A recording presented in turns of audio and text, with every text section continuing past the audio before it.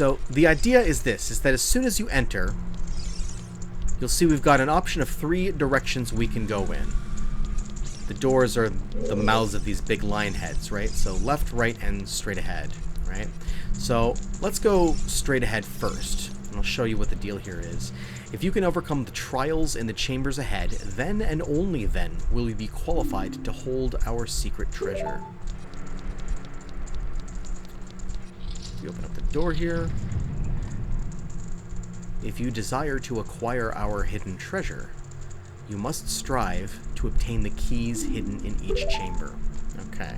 And you'll see right away we're at a dead end. Left, the door is locked. Right, the door is locked. So the idea is that we go back out this way, and we go to the left, and we run through a bunch of chambers, and then we come back this way to the right and go through a bunch of chambers, and it's sort of like a linear progression of one sort of room after another, each one with their own distinct, unique kind of challenges. And if you're able to best the challenges in that room, you should be able to find almost always a small key. And then once you've collected a whole bunch of keys, then you can come back here to the middle and start opening doors. And you might find you don't have enough keys to get through all the doors in one direction. You'll have to come back and get more keys, and so on and so forth, until finally you make your way to the middle of sort of the labyrinth, where there will finally be this mini dungeon's main prize waiting for you. So first things first here, on our way back here, you'll notice there's an eye switch up here. So we can shoot that, and that makes a little chest drop down here. Blue rupee. And another little chest drop down over here. Some arrows. Alright. Let's try going right first.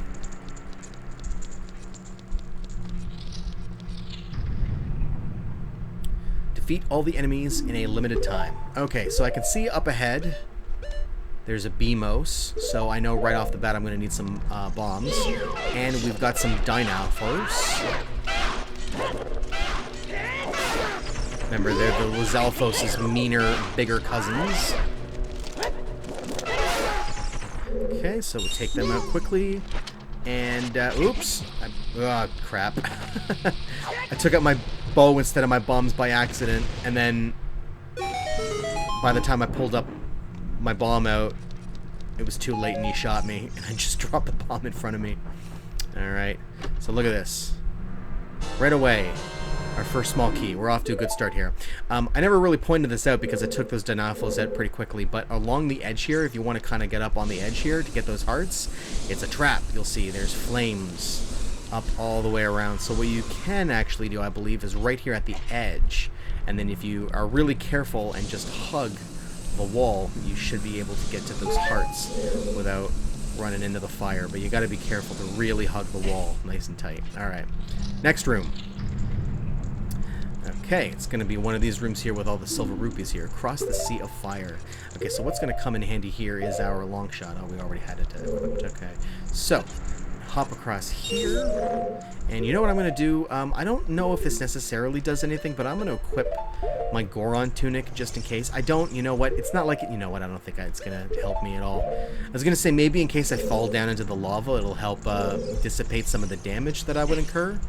But now that I think about it, I don't think it's that kind of lava. I think it's the sort of lava where you just immediately sort of drown and then it restarts you back at the beginning of the room again. Also, the hover boots might come in handy here. If you want to get a little bit of extra distance here, you don't trust your jump ability here. And if we can long shot up to up here. Alright, there's another silver rupee, and I would recommend, instead of trying to jump down there and try to aim, just cut out the middleman and limit the amount of risk you have to take by just using the long shot on the torch. There's torches on the middle and beginning sections here, so I can just long shot all the way back over here this way. Okay. So if we hit this floor switch, let's see what that does. So that makes the flames over there drop down, but I think it's temporary, though. Can't remember. Ah, look at that. I dicked around just too long, yeah. You know, I was pretty sure that was going to be the case, but I couldn't be 100% certain, and I kind of second-guessed myself. I really should learn to trust myself with this game more, considering how well-versed in it I am.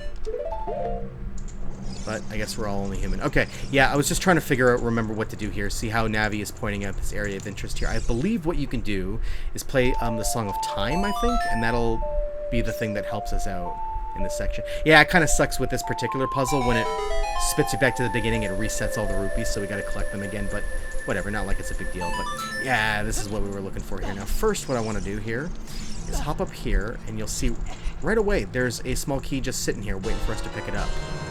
Alright. And what we can actually do is go in here, and look at this.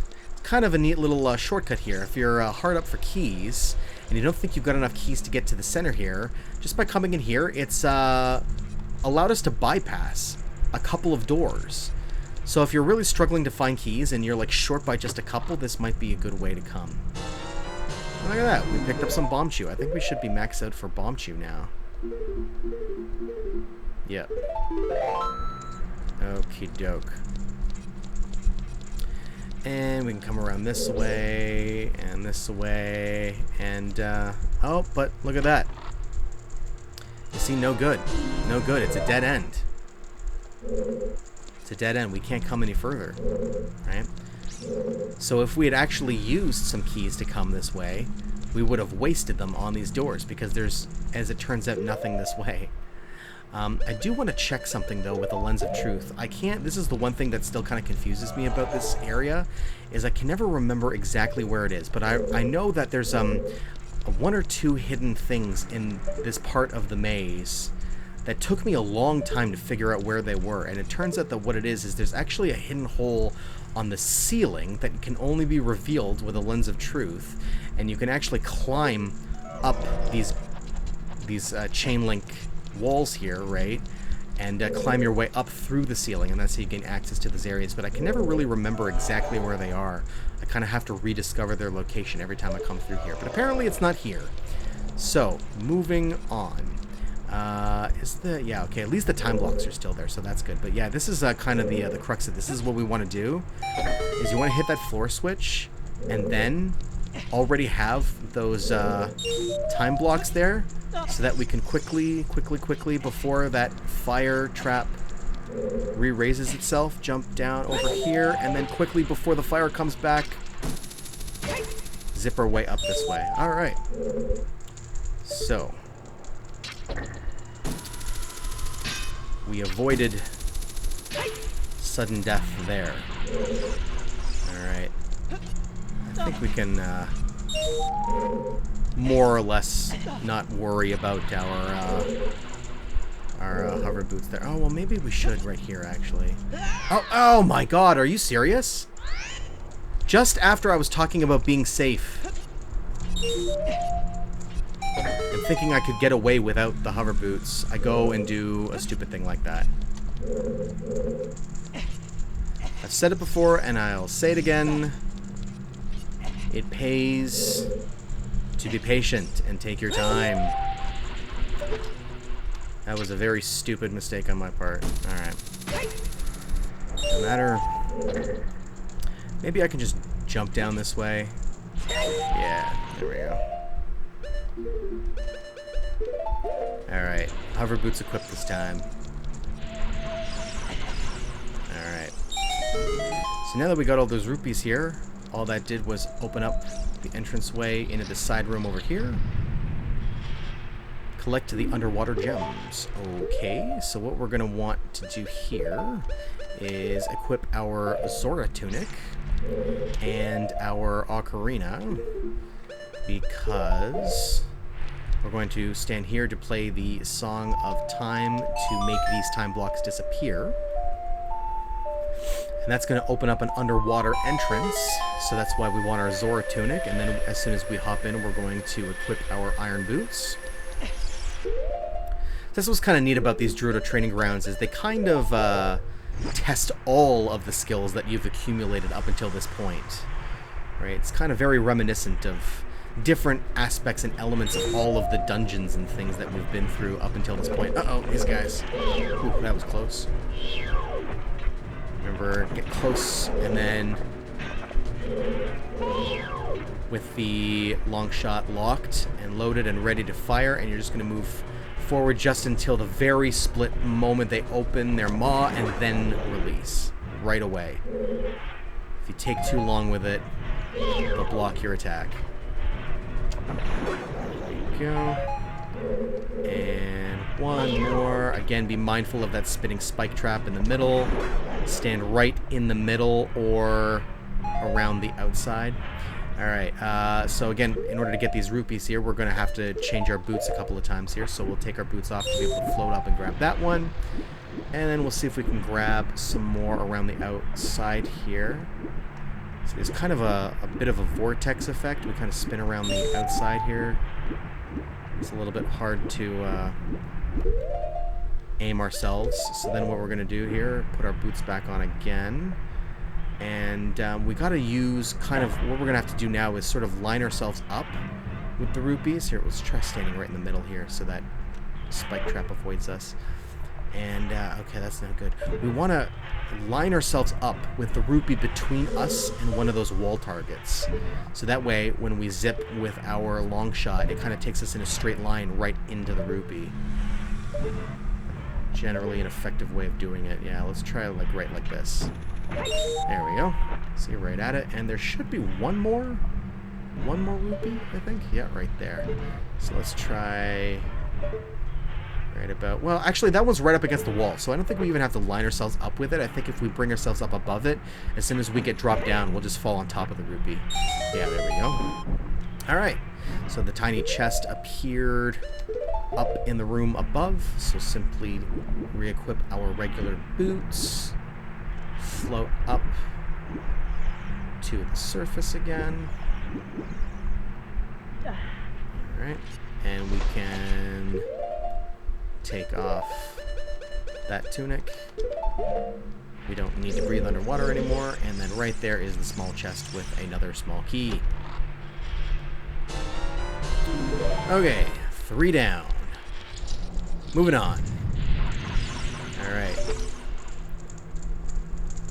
Let's see if we can... there's no red dot there, but sometimes... See, sometimes it's a little bit tricky. Sometimes you can still hook onto things even if the red dot doesn't show. Find a secret passage in this room. Okay, so we got some torch slugs. Take these guys out quickly. I noticed there were some keys in the room. Let's take them out before they dive bomb us. And then get that torch slug over here. Okay.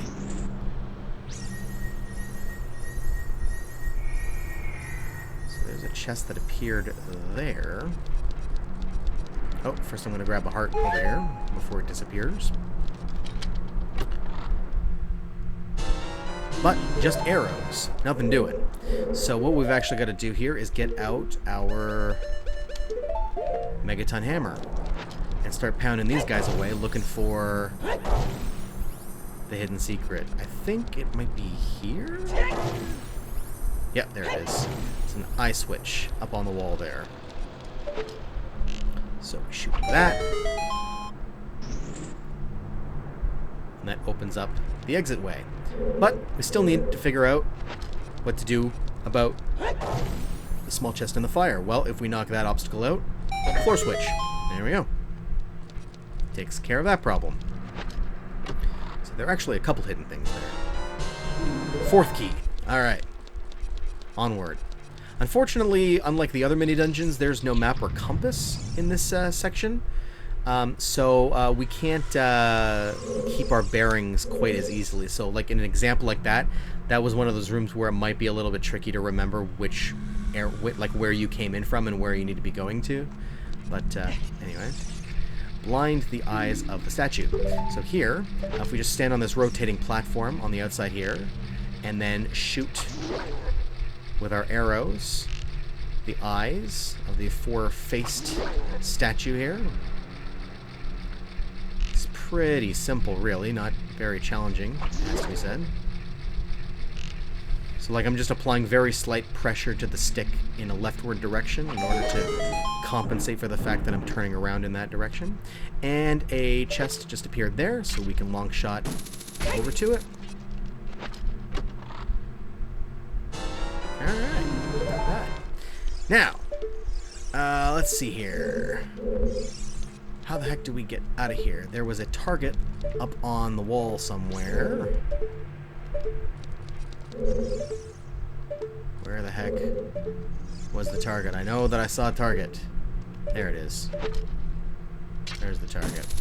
So use that, zip back.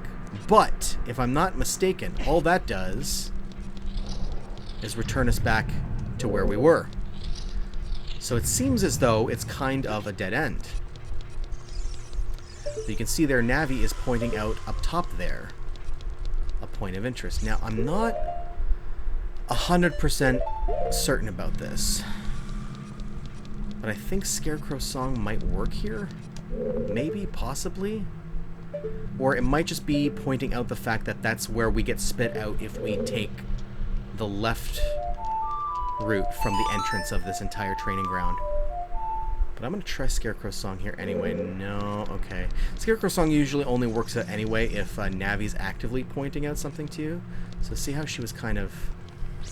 She zipped off like that. I'm trying to see if she'll point this out to me while I'm here. No, I guess maybe not. Oh, oh, oh. Okay. She just zipped off there. I'm going to try it one more time here. I don't think this is going to work, but... No, it's not. Okay, so it was worth a shot anyway. So the bottom line is we've kind of now hit a dead end, and so we've basically just got to make our way all the way back again.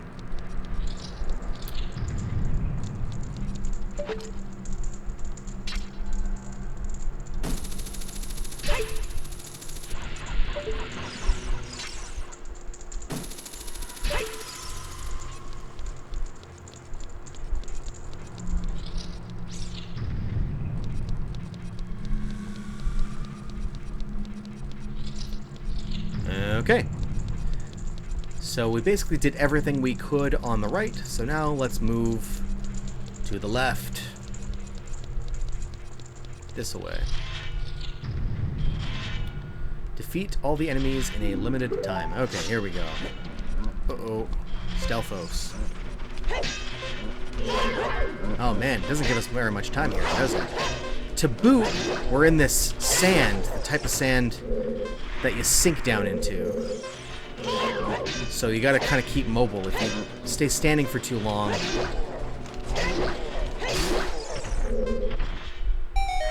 it'll ruin your mobility, and that's not gonna be too convenient for trying to take out two Stealthos attacking you at the same time. Alright. 6 small keys. Moving on. Ah, yes, okay. This room is a lot of fun here. Gather the jewels of white while avoiding traps and danger. So again, we got to pick up 5 silver rupees. This room is really tricky because it only gives us 1.5 minutes to do it, and there's a lot of ways to get trapped in a maze and run out of time and or get instantly killed by some giant Indiana Jones style rolling boulders. So there's a lot of these like invisible walls of fire like that prevent you from getting the silver rupees. So we've got to be quick and cunning in order to be able to get around here. Hang around here, run this way, and then quickly back this way because that's where one of the boulders drops down. It's just a non-stop steady stream of boulders falling down. And then as soon as it passes, we can come back this way and grab another rupee. That makes 3. And then we'll come this way. There's no wall of fire there. Okay, that's good. Oh! I hear a wall master, though. Take him out. And we'll try coming up this way. Okay. Oh, wait, where's the other... Is there not another silver rupee up here? Or did I miss it? Oh, there it is. Okay, wait for the... Is there not another... Yeah, there's a boulder coming here. I think the last silver rupee is on the other side of this firewall. I think. Oh, crap. No, it's not. Shoot. Oh, there it is. I see it. Shoot. Hit that target up there in the middle, and it should drop us onto it, I think.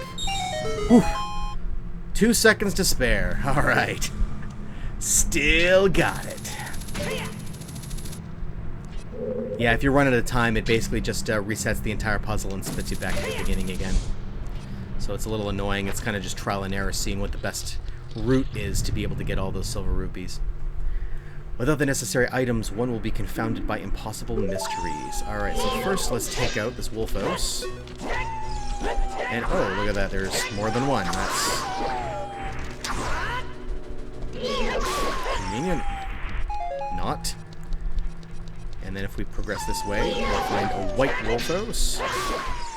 And I think there's one more. I think there's a fourth one over on this corner here, yeah. Alright. Took them out quickly enough. Alright. Here's the deal with this room. Once you take out those enemies, we got the small chest, but just arrows. So first, there's a couple things we can do here. First, this giant block here, this is the very obstacle that I was talking about that we needed these silver gauntlets for. See, one with silver hands shall move a giant block. So the silver gauntlets is the only way you're getting in here. I could have come here right after getting the silver gauntlets, but I kind of wanted to finish the second half of the temple first, so... Ah, but look, it's still blocked off. We can't even get in here, so we're gonna have to do something else. That door right there, that's actually a trap door. Don't fall for it. Place a bomb in front of it. And blow her away. Okay. So, now what do we do? Well, with our friend the Lens of Truth here. Alright. I don't think there's any other secret there. No. But Lens of Truth reveals that there's a passageway up in here that we can use that target to get into, and we hit the floor switch. So now we can backtrack through that invisible wall back to where we just pushed that giant block through and into here. Alright, so there's a bunch of likes right here. Be careful how you approach these guys when you're attacking them. So they're in their own little kind of segments of the floor here, but yeah, see, if you try to hit them like that, they'll just not only block your attack, but you're at serious risk of getting sucked in there too. So be careful. It's usually best to let them try to suck you, and then after they kind of give up, then move in with a stab attack. And now that we took out all of the enemies, small chest appears. And this is the one we're after. I think. Look at that. Huge rupee. Of course, we didn't even need it, but... Oh, and there's another small chest that appeared here. That's the one we're really after, I think. No, that's just a blue rupee. Okay. I stand corrected. Ah, there's an invisible chest here. See, with our Lens of Truth. This is the one we're after. There we go. Found the small key. Okay. Because I was going to say, this one that's the obvious one at the end, I'm pretty sure that's just a trap. Pretty sure if we open that, it's just a nice trap. Yeah. Alright. Again, don't actually open it. I was just opening it to prove to you that that's what, in fact, it was. When you see it, just pass by it. I guess technically you don't actually have to blow that door up either. It's just, you know, if you blow it up, then it reduces the risk of opening it accidentally. And looky where it spits us out into. See up here. Okay. This was the dead end room that we got to from before, but now because we're up top here, we can actually traverse over across this way. And look at this. One last little chest here. Look ahead there. See, there's another chest there, right? It looks kind of mysterious. It's like, how the heck do you even get access to that one? Well, that's one of those secrets that I was telling you about, right? So if you use Lens of Truth here, I guess you can't really see it from this angle, but if you look down below the grate, you can see down below is that the labyrinth with all the locked doors. So bottom line is we basically let me just check here with the Lens of Truth one more time just to make sure I'm not missing anything. No, I don't think so. Okay. Now that we've got basically all of the keys that we can get, we'll just backtrack and start opening some doors. And kind of the idea is that with each door you open, not only do you obviously progress further into the labyrinth, but you also gain access to chests with bigger and better prizes, such as they are. I mean, they're pretty measly. Like, the first one might be like a green rupee, then the second one might be a blue rupee, and then the next one might be 20 arrows or something like that. So it's not really hardly worth it, except for the final end prize, which is what this is, of course, all about. Just looking around here to see if there's, again, another switch or something I might have missed, but apparently not. Alright. So here we go. So what we're going to do is we're actually going to go left. Make sure to keep your Lens of Truth equipped here, too, because, again, I want to keep peering around here to see if I can figure out where that... Oh, it's like right here. Right here. So look at that. Hidden entranceway up in the ceiling. And actually, I can't remember completely, but I think there might even be a second one somewhere around here. But yeah, see, look at that. Extra small key. Okay. So we'll drop down here. Yeah, I think... I'm really not 100% about this, but I think there might be one more hidden in the ceiling somewhere, so we'll keep our eyes peeled for that. Anyway, here's the first small chest that we come along here, and oh, look at that purple rupee. Well, that's actually not a small prize at all. That's not a bad way to start this out. Again, if you actually needed the rupees. Okay. Let's see here. If there's anything else hidden up top here. No, I don't believe there is. Keep moving forward. Ready. There's another chest. Yeah, just rupees from here on out, I think, and maybe some ammo, but I don't think we're going to find any more small keys. I think we've basically got them all.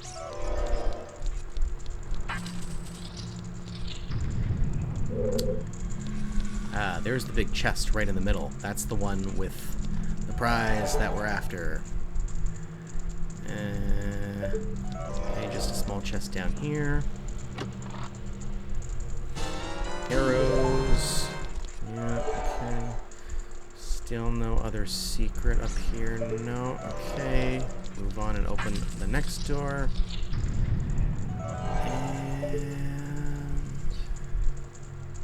And yeah, it looks like that's about it. I think our troubles might be at an end. Ah, huzzah, look at that. Here we are in the middle.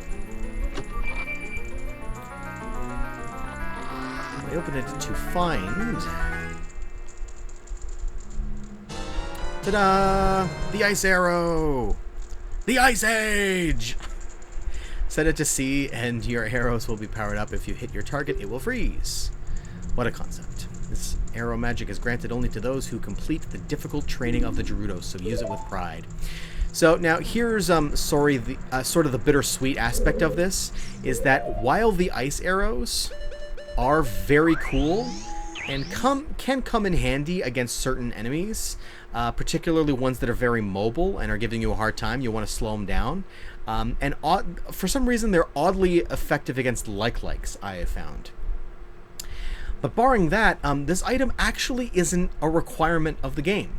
You can totally finish the game without even setting foot in the Gerudo training ground at all. So that's one of the things that I kind of liked a little bit more about Majora's Mask, not to spoil it, but in that game you also get the fire ice and light arrows. And the ice arrows not only are actually required, but they're actually play a big part in solving a lot of major puzzles. And come in extremely handy in a lot of parts, and indeed you can't progress in a lot of spots without them. So I liked how they actually made them a necessary item, whereas here in Ocarina of Time they're just kind of a nice little bonus. But anyway, so it's nice to at least have that in our arsenal. And I don't want to waste ammo or magic, but they do look very cool when you're firing them off. Cool. Pun not intended. And we haven't even really had an excuse to fire off any light arrows yet either. The light arrows, basically their deal is they're really effective against like enemies that are like extra evil, and you need to like be able to penetrate their dark shroud of evil sort of thing. So, hint, hint, nudge, nudge. Do you think that might come in handy when it comes to beating Ganondorf? We'll see. But anyway, we don't have to do this now either, but since we've got the keys, I'll just point out the fact that you could have come right. And this whole right area is kind of turns out to be a red herring. If you have never been in this area before and you didn't know if you should try going left or right and you chose to go right, you would have found that you would have ended up completely wasting those 2 keys. Bummer. So you would have had to have needed to have found all of the rest of the keys. Otherwise, if you had gone left, you only would have needed technically to have found 7 of the 9 small keys in the entire mini dungeon. And you remember, if we come up this way, it leads out to this area that we were in here before. Sort of that little shortcut into the area. So if you're having trouble tracking down some of those small keys, well, you shouldn't have trouble finding them because I just outlined exactly where they're all located. But maybe some of the challenges are posing a problem for you. So maybe if, for whatever reason, it's just hard for you to get all 9 of those small keys and you can only manage to get 7 of them, then my recommendation would simply be to take the left, to go in the left direction and not even bother with the right direction. Oh, now son of a gun here. The gate closed again. Have I just remembered this incorrectly, or is it only because I beat it? I always remembered the gate as being left open every time you wanted to return. Maybe the only reason it closed is because I actually got the ice arrows. That might be it. Let's see what happens if I speak to her here. Gerudo's training ground. No, I don't want to try again. Okay, so apparently you actually have the option of wasting another 10 rupees to gain access to there for basically no reason. Okay, that's good to know. Why did I remember the gate as staying open for you? Maybe it does. Maybe it does. Well, at any rate, we are almost ready to finally make our way to Ganon's castle. But the final thing that we can do while we are right here is take advantage of the fact that now that the bridge has been repaired thanks to the freed carpenters, and see, look, here they all are waiting inside the tent here. Without the old witches, the gang of thieves isn't all that scary. You did so great, young man. Like I suspected, Nabooru was brainwashed by Ganondorf's followers. Oh, like you suspected, huh? Oh, it was Ganondorf the Evil King who was behind the gang of thieves. Alright. But anyway, like I was saying, we can now finally challenge the Marathon Man. Remember, the last time we talked to him, he was like, oh, I challenge you to a race, but the bridge is out, so I can't go that way. And the Gerudo's, the thieves' hideout is the other way, Gerudo's fortress, and I can't go that way, so I'm kind of stuck here in this tent. But now, we can challenge him. I'm the wandering running man. I've run all over this land in search of true competitive spirit. Yeah, we've talked to him about this before. I beat all my challengers, man and beast. You're an athletic guy, and you look like you might have a true killer instinct, too. Now that the bridge over Gerudo Valley is complete, I'm looking for a challenger to have a commemorative race against. The best time to go from here to the bridge in the Lost Woods was 2 minutes and 38 seconds. That's my record. Will you challenge my record? Yes. Excellent. Then you go first. I'll give you a head start. Now go ahead. Alright. Not a moment to lose. You'll see the countdown timer starts immediately as soon as we end that conversation with them. And again, we can't use any warps or sneaky shortcuts or anything like that. We've got to do this the long way. Of course, we are able to do this on horseback, so that is the one advantage we've got going for us. So let's try and beat that record. Again, we're going to the bridge that connects Hyrule Field to the Kokiri Forest, which technically that little bridge area is technically part of the Lost Woods, which is what he said, right? The bridge in the Lost Woods. And we're trying to beat a record of 2 minutes and 38 seconds. We're at 38 seconds now. We've still got a full 2 minutes to spare, so I think we're making pretty good time. We should be there in no time flat. But again, this is a total, just sort of a for fun side quest. There's not even really any reward per se. It's just kind of a fun and kind of a funny little thing to do. You'll see what I mean in a second here. But look at this. Here we are already in half the time. Cut that record in half. Alright, now check this out. We made it here, but look at this. The marathon runner is somehow already here. Huff, puff, huff. Huff, huff, whew. You did quite well. But you couldn't beat me. Your time was 1 minute and 16 seconds, but I just beat you by 1 second. So the gag is that no matter how fast you make it here, he's always here before you, and he always mysteriously beat you by just 1 second. So if he somehow even were faster than this, he'd still be 1 second ahead. Huff, huff. You'll have to challenge me again sometime. Huff, huff. Goodbye, then. Oh, that's it? It just takes off like lightning. Alright.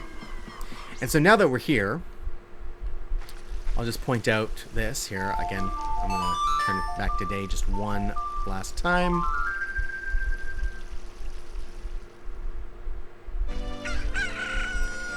And one final time, just for old time's sake, let's return back to our old house in the forest. And I'll point this out now, because of the fact that we just beat the marathon runner, and that is going to complete our record sheet on the wall. Hey, I remember our cow that we won from Malin. So we check our sheet here. Jordan's record, Spider Squitch, 100. All right, finally completed all that. Largest fish caught, 20 pounds. Marathon time, see, there it is now, our marathon time. Minute 16 seconds. Horse rate time is 48 seconds. Horseback archery, our high score there was 1,660 points. All right. And I say with both pride and yet a certain sense of melancholy that is literally everything there is to do in the game, aside from now heading off to Ganondorf's castle and basically finishing the last of the main quest line. So let's go and do that now. And you'll remember, of course, that Ganondorf's castle is located in the same location as Hyrule Castle was. Indeed, it basically is Hyrule Castle, although it looks nothing like it. His dark, evil magic powers essentially corrupted the entire castle, and we couldn't even gain access to it because, if you'll remember, it was floating magically over a giant pit of lava. There was no way we could even gain access to it, so I wonder how the heck we're supposed to gain access to it now. Well, we'll see in just a moment, but the sort of thing about it is that we only have access because of the fact that we've beat all of the temples, collected all of the medallions, and freed all of the sages. Because now that that is the case, now that we approach Ganon's castle, this occurs when we attempt to enter. Jordan, can you hear me? It's Roru the Sage. We six will gather our power to create a bridge to the castle where Ganondorf dwells. The castle's keep, which is known as Ganon's Tower, is protected by 6 evil barriers. bring down the 6 barriers and save Princess Zelda. Look at this. So the sages are using their powers to create a pretty magic rainbow bridge. So now we can actually enter the castle. You ready, folks? This is what it's all been working towards. Fruits of our labor have finally paid off. Here we go.